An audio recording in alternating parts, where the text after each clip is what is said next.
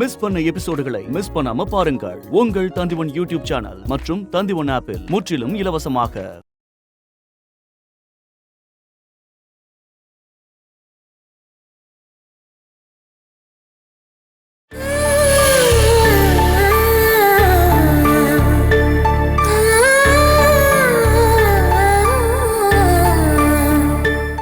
உன்ன மாதிரியான ஒரு துரோகி இந்த உலகத்திலே இருக்க கூடாதுரே. நீ எதுக்கு உயிரோடு இருக்கணும்?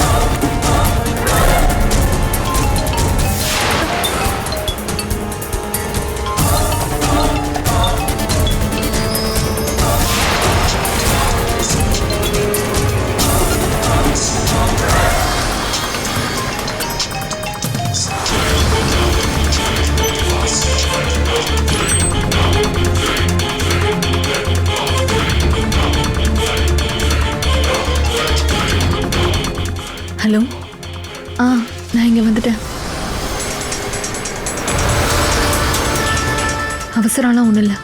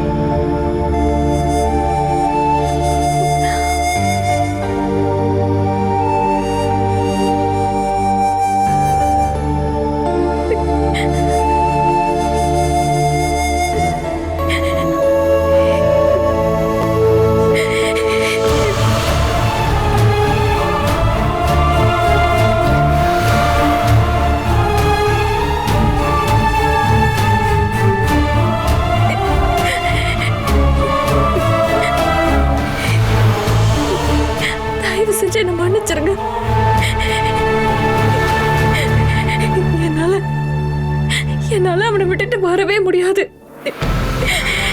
சாரி.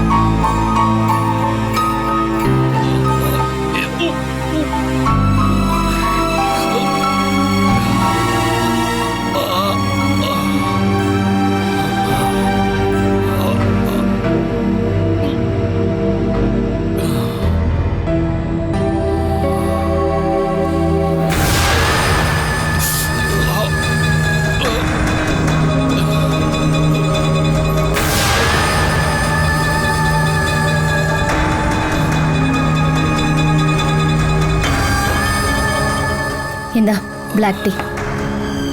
இல்லடி, நீ யாருக்கிட்டடி என்ன அடிக்க காசு கொடுத்த? நேத்து ராத்திரி என்ன புரட்டி போட்டு அடிச்சது யாருடி? நேத்து ராத்திரி அப்படி ஒரு சம்பவம் நடந்துச்சா? அப்படின்னா உனக்கு ஒண்ணும் தெரியாது. எனக்கு எப்படி தெரியும்? நீங்க அடிச்சதுனால நான் மயக்கத்துல தானே இருந்தேன். நீயும் அவனும் பிளான் பண்ணி தானே அதை பண்ணிருக்கீங்க. யார் அவன்? அதாண்டி பக்கத்து பிளாட் சுதாகரன். எனக்கு நல்லாவே தெரியும் இத பண்ணது நீங்க ஏற்பாடு பண்ண அடியாள் தான். யாரையும் நான் சும்மா விட மாட்டேன். நான் காசு கொடுத்து ஆள் ரெடி பண்ணா அது உன்னை அடிக்கிறதுக்காக இல்ல, கொல்றதுக்காக தான் இருக்கும். அடி வாங்கினா எப்படி வலிக்கும்னு இப்போ உனக்கு புரிஞ்சிருக்குமே. என் கைய தூக்க முடியாம போனது நீ செஞ்ச பாகியம். எனக்கு மட்டும் உடம்பு சரியாகட்டும். என்ன அடிச்சவன் எவனா இருந்தாலும் அதுதான் அவனுக்கு கடைசி நாடு. அதுக்கப்புறம் உன்னை பாத்துக்கிறேன்டி. உன் கைகால் அடிச்சு உடைச்சு நடக்க முடியாத அளவுக்கு பண்றேன்டி. இந்த ரூமுக்குள்ளேயே தான் உக்காந்து இருக்க போற, புரிஞ்சுதா?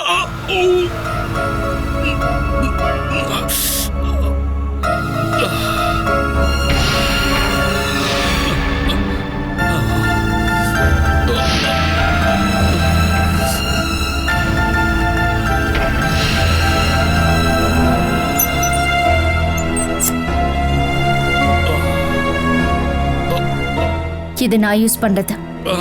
கொஞ்ச நேரத்துக்கு வலி இல்லாம இருக்கும். இனிமே எனக்கு இது தேவைப்படாது. அடி வாங்கி என் உடம்பு பழகி போச்சு. வச்சுக்கோ, தேவைப்படும்.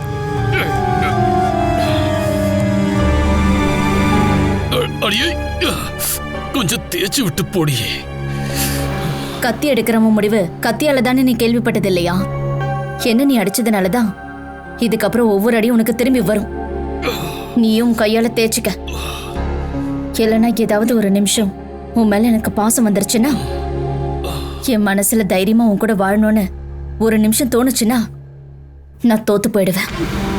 என்னுடைய சபதம் எல்லாமே வேஸ்டா போயிடும். பொண்டாட்டி அடிக்க கையை தூக்குற ஒவ்வொரு புருஷனுக்கும் அவனுடைய வாழ்க்கையில எப்படி ஒரு நிலைமை வரும்னு அவன் கண்டிப்பா யோசிக்கணும். எந்திரிச்சு நிக்க கூட தெம்பு இல்லாம யாராச்சும் நம்ம கையை பிடிச்சு தூக்கி விட மாட்டாங்களான்னு அவன் நினைக்கணும். அப்ப அவன் கூட தண்ணி அடிச்சவனும் சீட்டாடினவனும் அவன் கூட பழகினவங்க யாருமே இருக்க மாட்டாங்க. தாலி கட்டின பொண்டாட்டி மட்டும்தான் இருப்பா.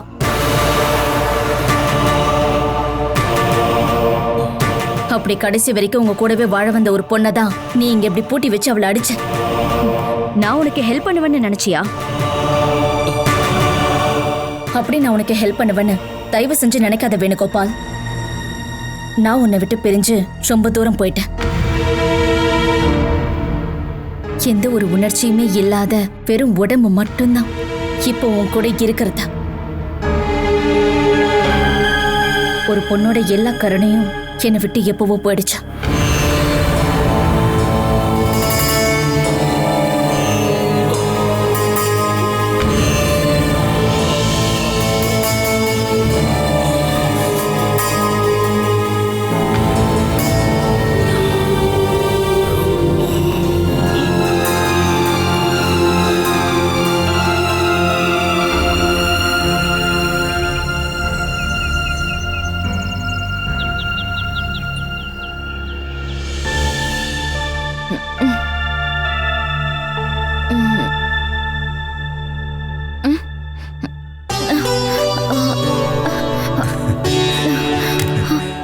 எந்திரிக்க வேணாம், தூங்கு. ஏங்க என்ன எழுப்பவே இல்ல? உன்னை எழுப்பி விட்டு உன் தூக்கத்துக்கு எடுக்க வேணாம்னு நினைச்சேன். இதெல்லாம் ஒரு காரணமா? புருஷன் வேலை விஷயமா ஊருக்கு போகும்போது காலையில சீக்கிரம் இருந்து அவருக்கு டீ போட்டு கொடுத்து சந்தோஷத்தோட ஊருக்கு அனுப்பி வச்சா நல்லா இருக்கும்ல? அப்படி சந்தோஷப்படுற எந்த பொண்டாட்டியுமே இல்ல. இவனால இன்னைக்கு என்னோட தூக்கமே போயிடுச்சுன்னு தான் எல்லாரோட பொண்டாட்டியும் நினைப்பாங்க. இருந்தாலும் நான் அப்படி ஒண்ணும் இல்ல. நான் இந்த வீட்டுக்கு வந்து 2 மாசத்துக்கு மேல ஆகுது. முதலா என்னை விட்டு ஆர்கே 2 நாள் பிரிஞ்சு போறீங்க. ஃப்ளைட்ல போறதுனால தான் எனக்கு 2 நாள் தேவைப்படுது. நான் எப்போதுமே ட்ரெயின்ல தான் போவேன். திரும்பி வரத்துக்கு 1 வாரமே ஆயிடும்.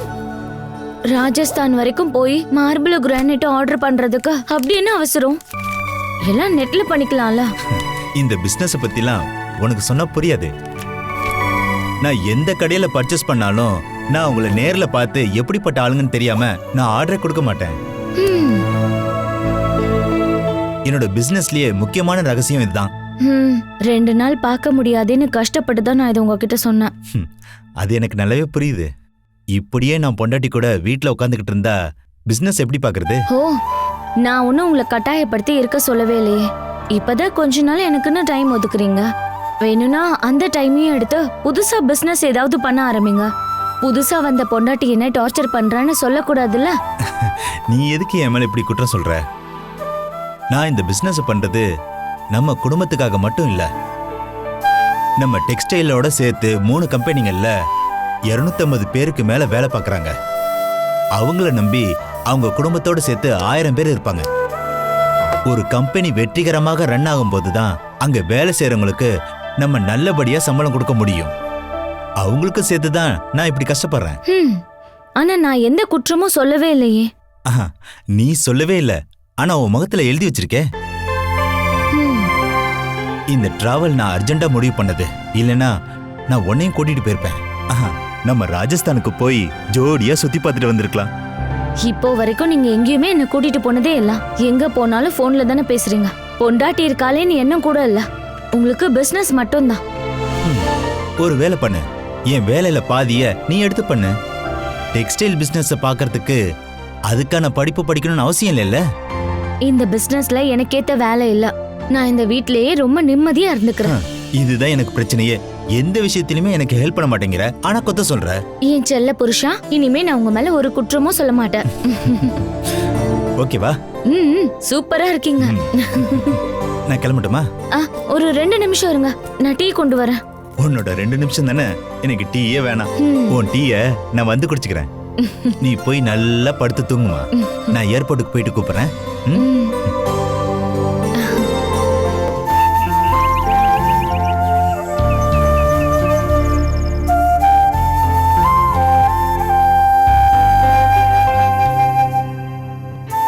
பிரீத்தி, பிரீத்திமா,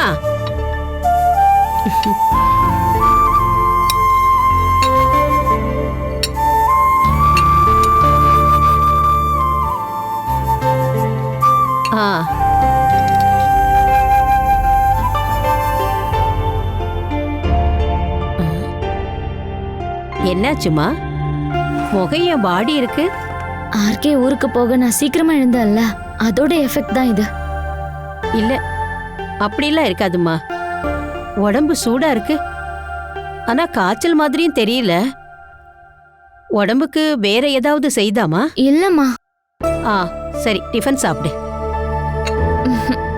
எனக்கு பசிக்கவே இல்லம்மா. பசிச்சாலும் பசிக்கலைன்னாலும் சரியான நேரத்துக்கு டிஃபனை சாப்பிட்டுடணும். நீ சாப்பிடுமா.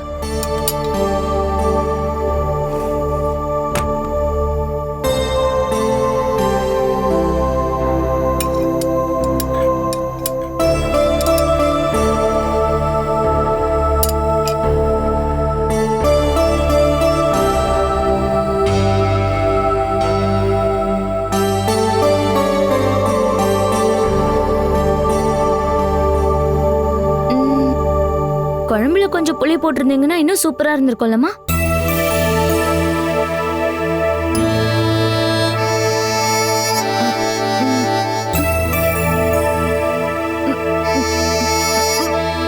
பிரீத்தி, பிரீத்தி என்னாச்சு? என்னம்மா பிரீத்தி, என்னாச்சு? சடனா வாந்தி வந்துருச்சு.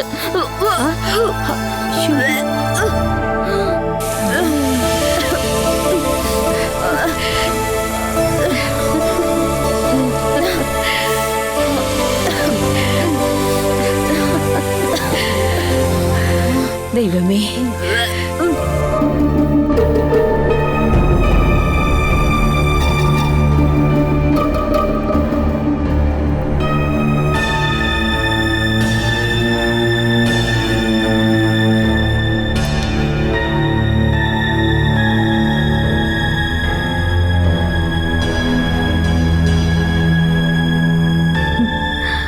அம்மா, இவ்ளோ காலையில நீங்க எங்க போறீங்க?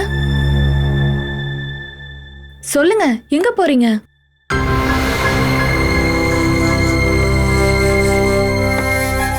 நேத்து ரொம்ப நல்லா தூங்குனீங்களே.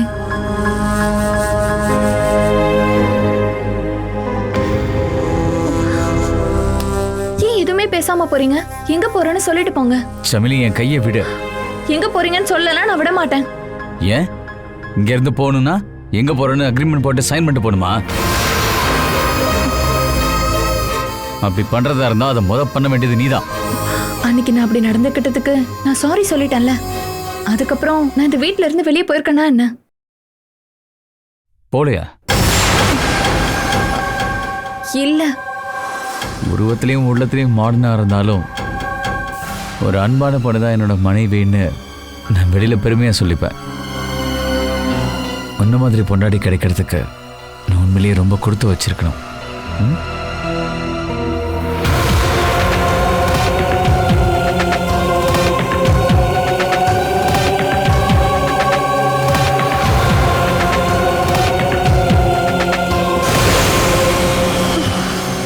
இது என்ன, வலியை கொடுத்து தான் பாசத்தை காட்டுவீங்களா? வலிக்குதா? கொஞ்சமா. பாசம் காட்டுறவங்களே வலி ஏற்படுத்தக்கூடாதுல்ல. உங்களை நான் தான் ரொம்ப கஷ்டப்படுத்திட்டேன். என் இஷ்டத்துக்கு நான் உங்களை ரொம்ப கஷ்டப்படுத்திட்டேன். அதுக்காக நீங்க என்ன தண்டனை வேணாலும் கொடுங்க.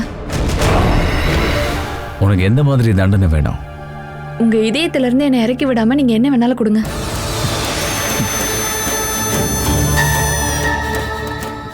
சூரஜ், இந்த டீயை குடிச்சிட்டு போங்க. சூரஜ்,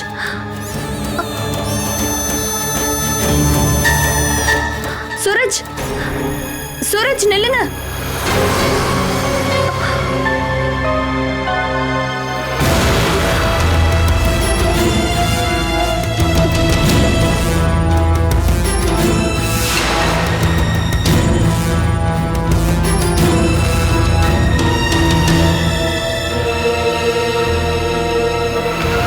அவ முகத்தை பார்த்தாலே எனக்கு தெரிஞ்சிருச்சுமா, விசேஷம் இருக்கு. பையன்கிட்ட சொல்லிடு. நீங்க எதுக்கும் இங்க வந்துட்டு போங்களேன். அவன்கிட்ட 2 நாள் லீவ் எடுக்க சொல்லு. நான் தேவகி கிட்ட சொல்லல. சரி, நீ போனை வச்சிரு.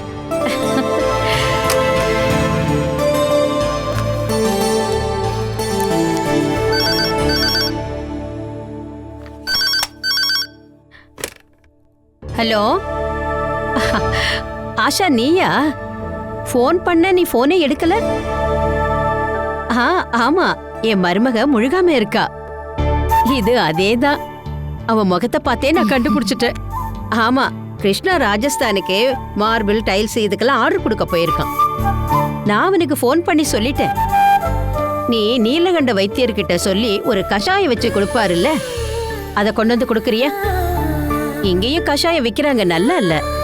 நீ இங்க வரத்துக்கு முன்னால அவர்கிட்ட போய் தன்வந்திரி குழம்பும் கஷாயமும் வாங்கிட்டு வந்துரு.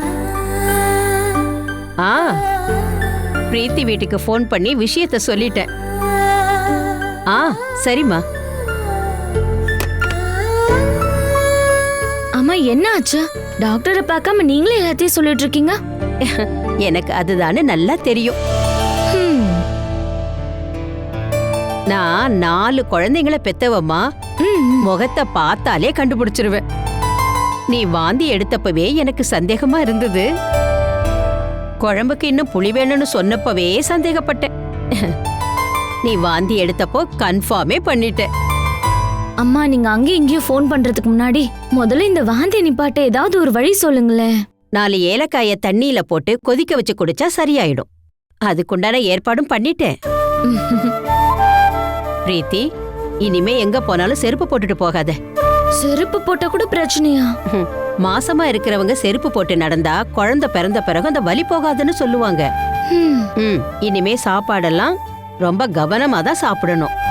நீங்க சொல்றத பார்த்தா எனக்கு என்ன தோணுதுன்னா, எனக்கு என்னமோ பெரிய நோய் வந்த மாதிரி இருக்கு. ஒரு பொண்ணு ஜாக்கிரதையா இருக்க வேண்டிய காலம் கர்ப்ப காலம்தான். அப்படி இருக்கும்போது உடம்ப பாத்துக்கலன்னா உன்னோட உடல்நல ரொம்ப மோசமா போயிடும். அதனால இந்த விஷயத்துல பெரியவங்க சொன்னா சின்னவங்க கேட்டு நடக்கணும். உத்தரவு. கிருஷ்ணா ஃபோன் பண்ணி என்ன சொன்னா? எனக்கு சந்தேகமா இருக்கு, ஹாஸ்பிட்டல்ல போய் பார்த்துட்டு சொல்றேன்னு சொன்னா. நீ ஹாஸ்பிட்டலுக்கு போயிட்டு வந்து சொன்னா போதும். எப்படி இருந்தாலும் இன்னையில இருந்து இந்த வீட்ல விசேஷம் தான். நான் வசுமதிக்கு ஃபோன் பண்ணி விஷயத்த சொல்றேன்.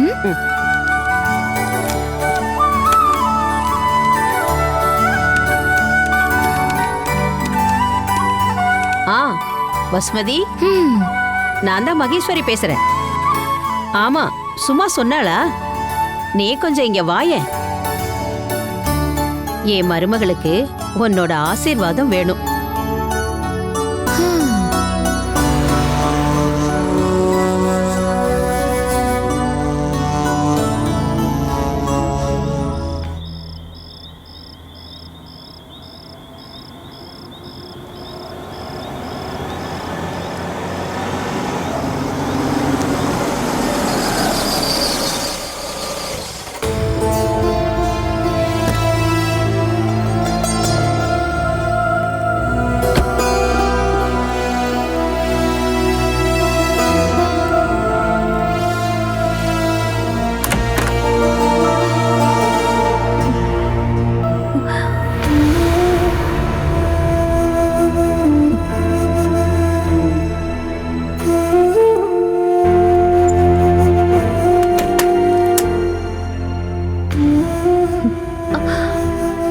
நீங்க வரதுக்கு இவ்வளவு லேட் ஆயிடுச்சு? மாமாவும் அத்தையும் உங்களுக்காக இவ்வளவு நேரம் வெயிட் பண்ணிட்டு இப்பதான் தூங்க போனாங்க. சாப்பாடு எடுத்து வச்சிருக்கேன், சாப்பிட்டதுக்கு அப்புறம் நீங்க ரூமுக்கு போங்க. உங்களுக்கு ரொம்ப ரொம்ப பிடிச்ச ஐட்டம் கிச்சடின்னு நீங்க சொல்லியிருக்கீங்கல்ல, நான் இன்னைக்கு அத்தையோட சேர்ந்து அதை எப்படி செய்யணும்னு கத்துக்கிட்டேன். நான் சூப்பரா கிச்சடி உங்களுக்கு செஞ்சு வச்சிருக்கேன். வாங்க, நம்ம 2 பேரும் ஒன்னா போய் சாப்பிட்டுட்டு ரூமுக்கு போலாம். கிச்சடியா? அது நேத்து வரைக்கும் தான் எனக்கு பிடிச்சது, என்னையில இருந்து பிடிக்கல. சூரஜ், அப்ப நான் பண்ண கிச்சடி குப்பை தொட்டில போடு. சூரஜ், சாப்பிடாம போறீங்க? ஒரு பார்ட்டிக்கு போயிருந்தேன், அங்கேயே சாப்பிட்டேன். அப்படின்னா ஃபோன் பண்ணி சொல்லிருக்கலாம்ல. உங்களுக்காக தான் சாப்பாடு ரெடி பண்ணிட்டு நான் வெயிட் பண்ணிட்டு இருந்தேன். நான் உன்னை வெயிட் பண்ண சொன்னேனா? Suraj, are you drunk? இல்ல. Don't lie. பொய் சொன்னா என்னடி பண்ணுவ? சொல்லு. பொய் சொல்றவங்களுக்கு என்ன தண்டனை கொடுக்கலாம் நீயே சொல்லு. அது உனக்கும் பொருந்தணும். என்னங்க நீங்க இப்படி எல்லாம் பேசுறீங்க? காலையில இருந்து ஒரு சந்தோஷமான விஷயம் சொல்றதுக்கு தான் நான் உங்களுக்கு ஃபோன் பண்ணிட்டே இருந்தேன். நீங்க ஃபோன் எடுக்கல. ஆனா இப்ப வந்த உடனே இப்படி எல்லாம் நீங்க எப்பவுமே கோவப்பட மாட்டீங்களே, ஏன் இப்படி பண்றீங்க? சில நேரங்கள்ல மனசு தடுமாறாம இருக்க இந்த மாதிரி கோவப்பட்டாதான் சரியா வரும். இந்த கோவத்தை நீ ரொம்ப நாள் பொறுத்துக்க தேவையில்ல, சீக்கிரமாவே நல்ல முடிவு எடுத்துடலாம். இவ்வளவு நேரம் பாசத்தோட காத்துட்டு இருந்த என்ன சொல்லணும்? பாசம் தன்னோட சுயநலத்துக்காக வைக்கிறது பேரு பாசம் இல்லை. எங்க அப்பா பண்ற ஒரு பிஸ்னஸ் மாதிரி தான் அது. மனசஞ்சலத்துக்காகவோ வேண்டா வெறுப்பா வெறும் கடமையை செய்யணுன்றதுக்காகவோ பாசம் வைக்கக்கூடாது. நான் உன்னை மனப்பூர்வமா காதலிக்கலன்னு உனக்கு எப்பயா தோணிருக்கா? நான் அப்படிப்பட்ட குற்றத்தை சொல்லியிருக்கேனா? அப்ப அந்த மாதிரி குத்தம் சுமத்தும் போதே புரிஞ்சுக்கணும் எங்கேயோ ஏதோ தப்பு பண்ணிருக்கோன்னு. பொண்டாட்டி விட அதிகமா புருஷன் வேற யாரையோ காதலிக்கிறான்னு. அப்படி என்ன தனியா விட்டுட்டு உங்களால இன்னொரு பொண்ணை தேடி போக முடியுமா என்ன? மேரேஜ்க்கு முன்னாடி எனக்கும் இன்னொரு பொண்ணுக்கும் அஃபேர் இருந்ததுன்னு அது இன்னும் கண்டினியூ ஆகுதுன்னு உனக்கு தெரிஞ்சா அப்போ உன் ரியாக்ஷன் என்னவா இருக்கும்? நான் உங்களை இந்த குறுகிய காலத்துக்குள்ளேயே நல்லாவே புரிஞ்சு வச்சுக்கிட்டேன். அப்படிப்பட்ட பொண்ணு உங்க வாழ்க்கையிலேயே இல்லை அப்படின்னு எனக்கு நல்லாவே தெரியும். ஓகே, உனக்கு அதே மாதிரி ஒரு ரிலேஷன்ஷிப் இருந்ததுன்னு எனக்கு தெரிய வந்தா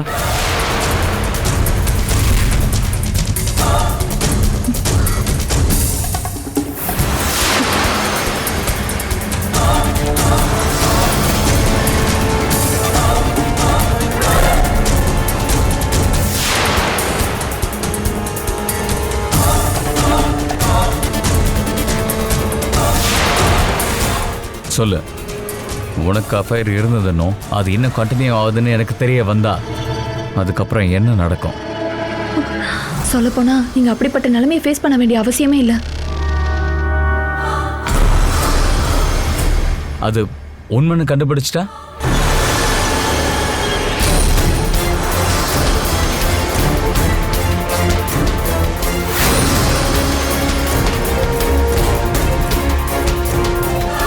பதில் சொல்லவே இல்லை. என் கூட வாழவே கூடாது, என்னை கொன்றணும்.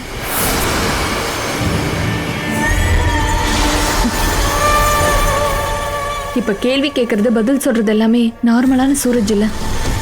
சூரஜோட மனசுக்குள்ள வேற ஒரு ஆள் இருக்காருன்னு எனக்கு தெரியும்.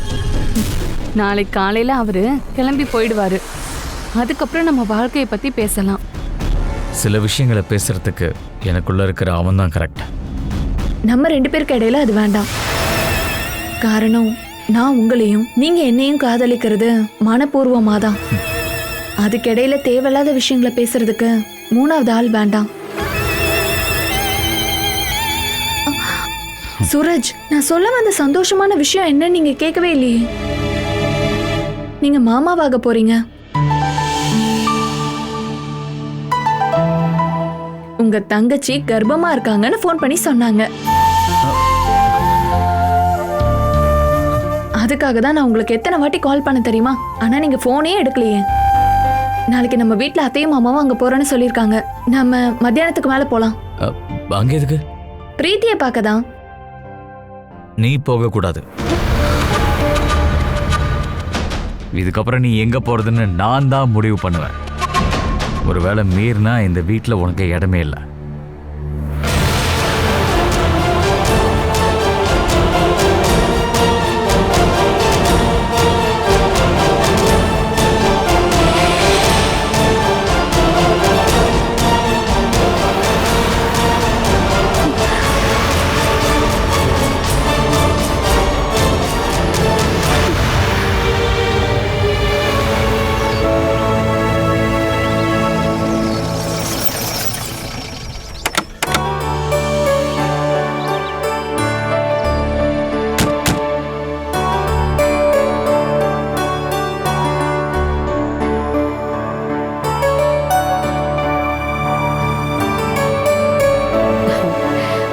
விஷயத்த சொல்ல முதல்ல உங்களுக்கு தான் ஃபோன் பண்ணேன். ஆமா, முதல்ல உங்களுக்கு தானே ஃபோன் பண்ணணும். நீங்க ஃபோன் பண்ணும்போது இவர் வீட்ல இல்ல, அதான் வர லேட் ஆயிடுச்சு. நான் வெளியூருக்கு கிளம்பி போயிட்டு இருக்கும்போது தான் சாரதா ஃபோன் பண்ணி விஷயத்த சொன்னா. இப்பவே ட்ரிப்பை கேன்சல் பண்ணிட்டு திரும்ப வந்துட்டேன்.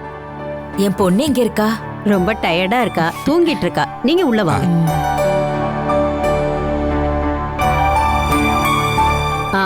உட்காருங்க. தாத்தா ஆக போறோங்கிற சந்தோஷம் உங்க முகத்துல பார்த்தாலே தெரியுது. இருக்காதா பின்ன? ஆனா இவர் பிசினஸ் விஷயமா வெளியூர் போனார்னா ஆகாயமே இடிஞ்சு விழுந்தாலும் திரும்ப வரமாட்டாரு. ஆனா இந்த விஷயத்த சொன்னதும் ஓடி வந்துட்டாரு. இதானே நம்ம வாழ்க்கையில ரொம்ப பெரிய சந்தோஷம். இதுக்காக நான் டைம் ஒதுக்கலன்னா நான் எப்படி சந்தோஷப்படுறது? ஓ, உங்களுக்கு அந்த மாதிரி நினைப்பெல்லாம் கூட வருதா? சந்தோஷம்தான். அப்பா,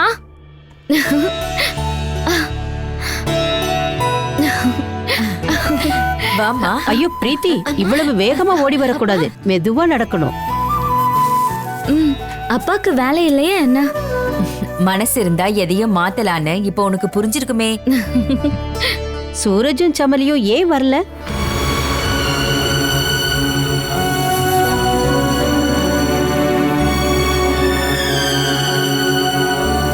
பிரீத்தி எப்பவுமே சூரஜ் அண்ணன்னு தான் சொல்லிட்டு இருப்பா. விஷயத்த சொன்னதும் முதல்ல ஓடி வர்றது சூரஜா தான் இருக்குன்னு நான் நினைச்சேன். சூரஜும் சமேலியும் சேர்ந்து அவ வீட்டுக்கு போயிருக்காங்க. வர்றதுக்கு 2 நாள் ஆகும். ஆஹா.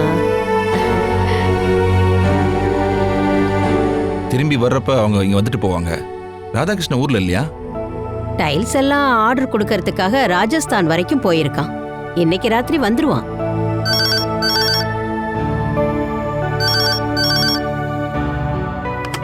ஹலோ, நீ உள்ள வாமா, உன்கிட்ட சில விஷயம் எல்லாம் பேசணும். வா. சொல்லுப்பா. பிரீத்தியோட அம்மா அப்பா வந்திருக்காங்க. கிருஷ்ணன் தான் பேசுறான். இத பாருப்பா, உன் மாமனார் வந்திருக்காரு, அவர்கிட்ட கொடுக்கறேன். ஹலோ. வந்து கொஞ்ச நேரம் ஆச்சு. எத்தனை தடவை நான் உனக்கு ஃபோன் பண்ணேன், நீயே ஃபோனே எடுக்கல. மொபைல் போன்ல ரேடியேஷன் இருக்கு, அதுல பேசக்கூடாதுன்னு அத்தை போனை வாங்கி வச்சுட்டாங்க. லேண்ட்லைன்ல கூட கூப்பிட்டேன், எங்கேஜ்டா இருந்தது. ஆமாமா, நான் வாந்தி எடுத்தப்பவே அவங்க எல்லாரையும் கூப்பிட்டு இந்த விசேஷத்தை சொல்லிட்டாங்க. நீ டாக்டரை போய் பாத்தியா? ம்ஹும். அப்புறம் எப்படி கன்ஃபார்ம் பண்ணீங்க? ஆ, அப்படின்னா விசேஷம் இல்லையா? முகத்தை வச்சு அத்தை அதை கண்டுபிடிச்சிட்டாங்க. இப்ப எனக்கு மட்டும்தான் சந்தேகமா இருக்கு. நீ ஒன்னும் சந்தேகப்பட தேவையில்லை, இது அதுதான். அம்மா, சூரஜ் கிட்ட சொன்னீங்களா? அதுக்கு அவன் வீட்ல இருந்தா தானே சொல்ல முடியும். காலையில சீக்கிரமா வேலைக்கு போறான், ராத்திரி ரொம்ப லேட்டா தான் திரும்ப வரான். அவங்களுக்குள்ள ஏதோ பிரச்சனை நடக்குது போல. சமேலி கிட்டயும் அவன் சரியா பேசுறதே இல்ல. கல்யாணம் ஆன புதுசுல அவங்களோட சிரிப்பு, விளையாட்டு, பேசுறதெல்லாம் வச்சு பார்க்கும்போது நான் ரொம்பவே சந்தோஷப்பட்டேன் தெரியுமா. இப்ப அது எல்லாமே மாறி போச்சு. நீ அவகிட்ட கொஞ்சம் பேசி பார்க்கலாமே. நான் ஃபோன் பண்ண போனை எடுக்க மாட்டாங்க. சூரஜ் என்ன போன் எடுத்தாலும் 1-2 வார்த்தை பேசிட்டு என்ன போனை வைக்க சொல்லுவாரு. அவன் வாழ்க்கையை நினைச்சு பார்க்கும்போது எனக்கு ரொம்ப பயமா இருக்கு. என்னதான் விஷயம்னு நீங்க சூரஜ் கிட்ட கேட்கலையா? நான் அவன்கிட்ட என்ன விஷயம்னு கேட்கும் போதெல்லாம் அவன் அங்கிருந்து போயிடுறான். அப்பாவும் புள்ளையும் ஒருத்தருக்கு ஒருத்தர் பேசி ரொம்ப நாள் ஆகுது. அப்பா அதை பத்தி எதுவும் சொல்லலையாமா? எல்லாமே சமேலியால தான் வந்ததுன்னு அப்பா சொல்றாரு. இப்படி குடும்ப வாழ்க்கைக்கு ஒத்து போகாதவள டைவர்ஸ் கொடுத்து அனுப்புறது தான் நல்லதுன்னு அப்பா சொல்றாரு. அதோட எல்லாம் முடிஞ்சிருமா? பிரச்சனை என்னன்னு கேட்டுட்டு அதுக்கு என்ன நாம பண்ணணும்னு பார்க்கணும். இங்க பாருங்க, நீங்க சூரஜ் கிட்ட பேசுங்க. இல்லனா ஒரு நாள் நான் அங்க வரேன். அவங்க 2 பேரோட பிரச்சனைக்கு என்ன காரணம்னு கேக்குறேன். டக்குன்னு முடிவெடுத்துட்டா டிவோர்ஸ் போதும். ஆனா அதுக்கான நஷ்டத்தை அனுபவிக்கிறதா சூரஜ் மட்டும்தான். சில சமயம் இதை பத்தி நானும் யோசனை பண்ணுவேன். அந்த பாலாவுக்கும் சூரஜுக்கும் கல்யாணம் நடந்திருந்தா கூட நல்லதுன்னு. முடிஞ்சு போனதை பத்தி நாம பேசி பிரயோஜனம் இல்லம்மா. சூரஜ் அண்ணாக்கும் சமலிக்கும் இடையில ஏதோ ஒரு பெரிய பிரச்சனை தான் போயிட்டு இருக்க. நாமளும் அதை கண்டுக்காம போனா அது இன்னும் பெரிய பிரச்சனை ஆயிடும். அதனால அவங்க பிரிஞ்சிடுவாங்க. ஆர்கே இங்க வரட்டும், அதுக்கப்புறம் நாங்க 2 பேரும் அங்க வரோம். நீங்க எதுக்கும் கவலைப்படாதீங்கம்மா, எல்லாமே நல்லதுக்கு தான்.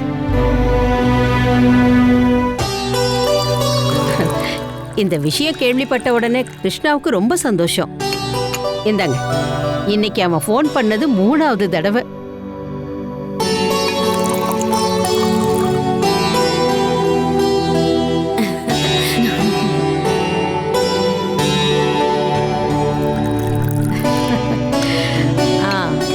அம்மாவும் பொண்ணும் பேச வேண்டியதெல்லாம் பேசியாச்சா? நீங்க பேசும்போதே இடைஞ்சலா இருக்க வேண்டாம்னு தான் சம்மந்தியை இங்கேயே இருக்க வச்சேன். இந்த மாட்டி குடிமா. நாங்க இப்ப இங்க வந்தது இந்த விஷயத்துக்காக மட்டும் இல்லாம, இங்க வந்ததுக்கான காரணம் இன்னொரு விஷயமும் இருக்கு. அது எனக்கு நல்லாவே தெரியும். நீங்க என்கிட்ட சொல்றதுக்கு முன்னால நான் ஒரு விஷயத்த உங்களுக்கு சொல்றேன்.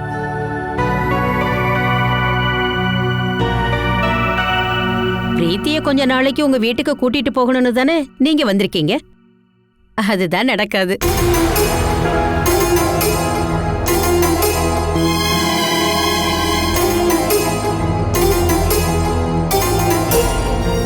என்னால ஒரு நாள் கூட இவளை விட்டுட்டு தனியா இருக்க முடியாது.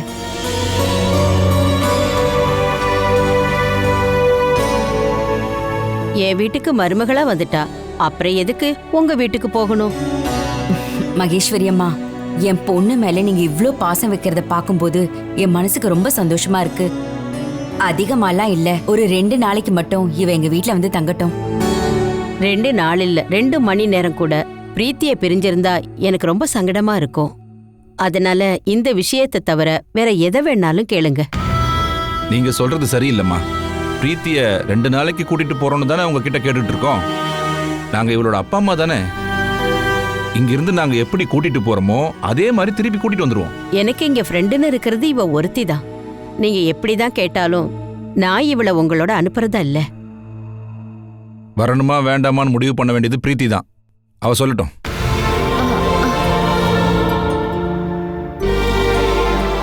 சொல்லுமா.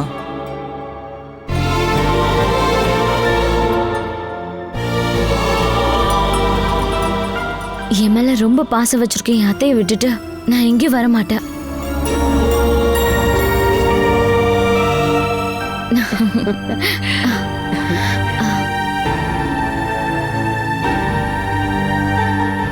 நீங்க எப்ப வேணாலும் இங்க வரலாம். நான் அங்க வந்தே ஆகணும்னு நீங்க கட்டாயப்படுத்தினா நான் இவங்களோட வந்து அங்க 2 நாள் தங்குறேன். சரியா?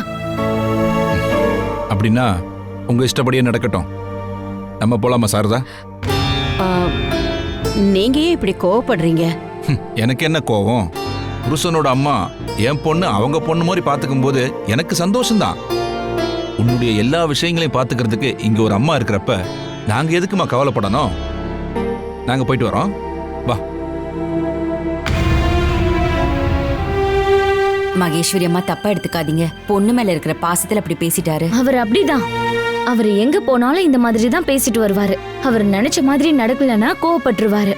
வாங்கம்மா, இவங்களை அனுப்பிட்டு வந்துடலாம்.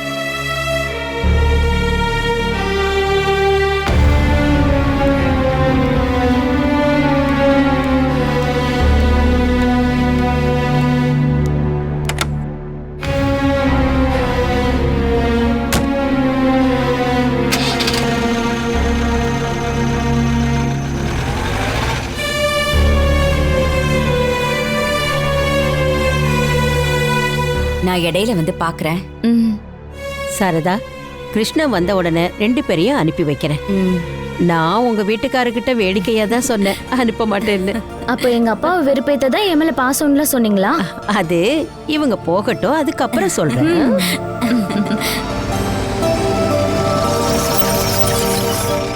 சாரதா போலாமா? பாத்தியா, கோவம் ஜாஸ்தியாக ஆரம்பிச்சிடுச்சு. அவர் பிரஷர் அதிகமாகறதுக்குள்ள போயிடுங்க. இவளை பத்தி நீங்க எப்பவுமே கவலைப்பட வேண்டாம். இவளுக்கு ஒரு குறையும் இல்லாம நான் பாத்துக்கிறேன். என்ன இருந்தாலும் பிரசவத்துக்கு அங்கதானே வந்தாகணும். அத அப்புறம் பேசிக்கலாம். என்ன பேசிக்கலான்னு அத பத்தி எல்லாம் பேச நமக்கு நேரம் இருக்குல்ல. சாரதா, சரி நான் கிளம்புறேன், வரேன்.